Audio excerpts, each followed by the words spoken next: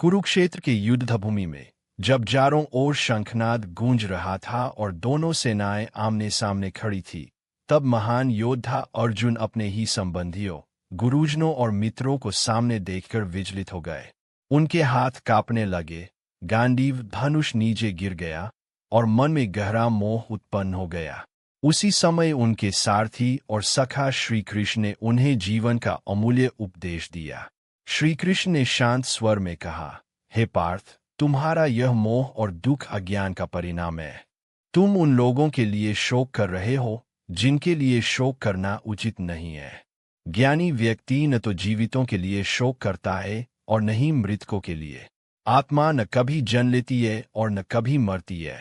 यह शरीर नश्वर है, पर आत्मा अमर है। जैसे मनुष्य पुराने वस्त्रों को त्याग कर नए वस्त्र धारण करता है, वैसे ही आत्मा पुराने शरीर को छोड़कर नया शरीर धारण करती है।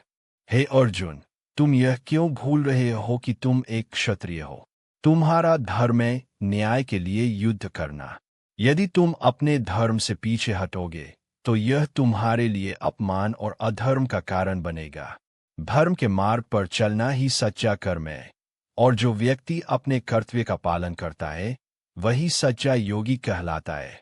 श्री कृष्ण आगे कहते हैं, हे धनंजय, कर्म करना तुम्हारा अधिकार है, परंतु उसके फल की चिंता करना तुम्हारा अधिकार नहीं है। इसलिए फल की आसक्ति को त्याग कर अपना कर्तव्य करो। जब तुम बिना किसी स्वार्थ के कर्म करोगे तब तुम्हें सच्ची शांति प्राप्त होगी। यही कर्मयोग है, निष्काम भाव से कर्म करना। मनुष्य का मन बड़ा चंचल होता है।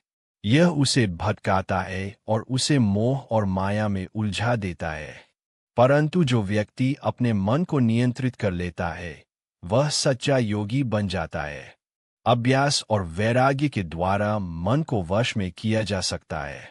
जब मन स्थिर हो जाता है तब व्यक्ति परम सत्य का अनुभव करता है। हे अर्जुन, जब भी धर्म की हानि होती है और अधर्म बढ़ता है तब मैं स्वयं इस पृथ्वी पर अवतार लेता हूँ। सज्जनों की रक्षा करने, दुष्टों का विनाश करने और धर्म की स्थापना के लिए मैं हर युग में जन्म लेता हूँ। इसलिए तुम्हें यह समझना चाहिए कि यह युद्ध केवल व्यक्तिगत नहीं है, बल्कि धर्म और अधर्म के बीच का संघर्ष है। श्री कृष्ण ने अर्जुन को ज्ञान योग का भी उपदेश